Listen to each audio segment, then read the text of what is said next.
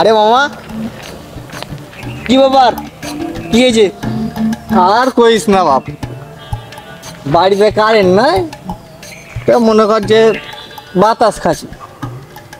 সোমবারের হাটে 5 টাকা দিয়ে পাখা গানটা কিনবো, তাও ফেরবে। হ্যাঁ মামা তুমি কেমন করে বাতাস খাইলে তোমার পাখা ভেঙে গেল? কেমন করে আর খাবো রে বা, এরকম করে খাচ্ছু নু ঘুরিয়া ঘুরিয়া ঘুরিয়া ঘুরিয়া।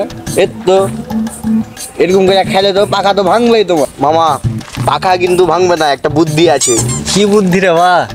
দাও পাখা খানটা, শোনো পাখা খানটা ধরবে এরকম এরকম করে বাতাস খাবে, তাহলে তোমার পাখাও ভাঙবে না, তোমার টাকাও বেঁচে যাবে।